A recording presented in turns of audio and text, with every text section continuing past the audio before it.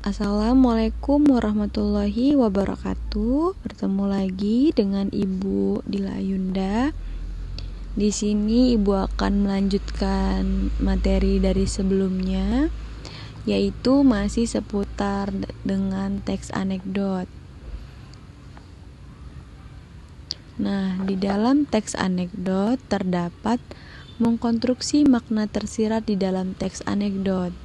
Nah, teks anekdot selain berfungsi sebagai hiburan, kita juga dapat mengambil hikmah di dalam ceritanya. Kita ambil dulu nih kesimpulan di dalam cerita tersebut ya. Teks anekdot yang baik adalah teks yang menghindari konten sara dan pornografi, yang artinya kita tidak bisa menggunakan kalimat yang kasar ataupun tidak sopan. Nah, yang selanjutnya adalah teks anekdot berjenis puisi atau nyanyian. Jadi, yang dimaksud dengan puisi atau nyanyian tersebut merupakan sebuah ekspresi dan kreativitas penciptanya yang membuat bagi para pembaca dan para pendengarnya merasa lebih menarik dengan menggunakan kata syair yang tersusun indah dan menggunakan kalimat yang mudah dipahami ya. Nah, yang selanjutnya adalah teks anekdot berjenis gambar atau karikatur.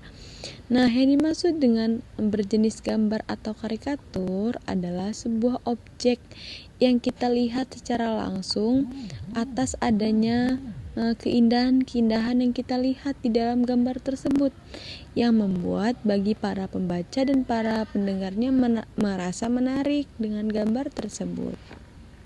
Nah, selanjutnya adalah mengenali jenis teks anekdot. Nah, di sini Ibu akan menjelaskan keempat apa itu jenis teks anekdot ya. Yang pertama adalah teks anekdot berjenis cerita.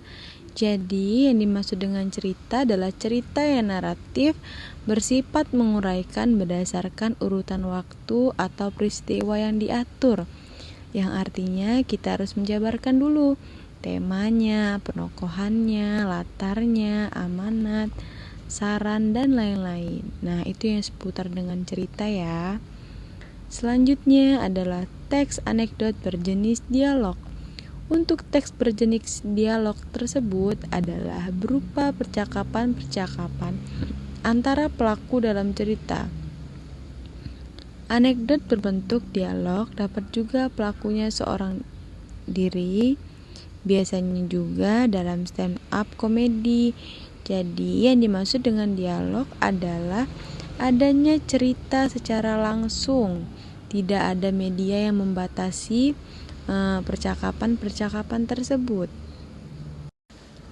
Untuk selanjutnya, di sini Ibu akan memberikan sebuah soal latihan, yaitu soalnya, Indonesia adalah salah satu negara yang kaya rempah dan hasil melimpah.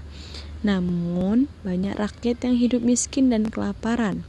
Pertanyaannya, makna tersirat apa yang ada dalam teks di atas? Jadi, untuk anak-anak dimohon ya dikerjakan dan Ibu akan tunggu tugasnya.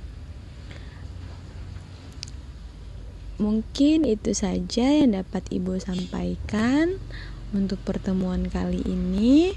Ibu tutup. Assalamualaikum warahmatullahi wabarakatuh.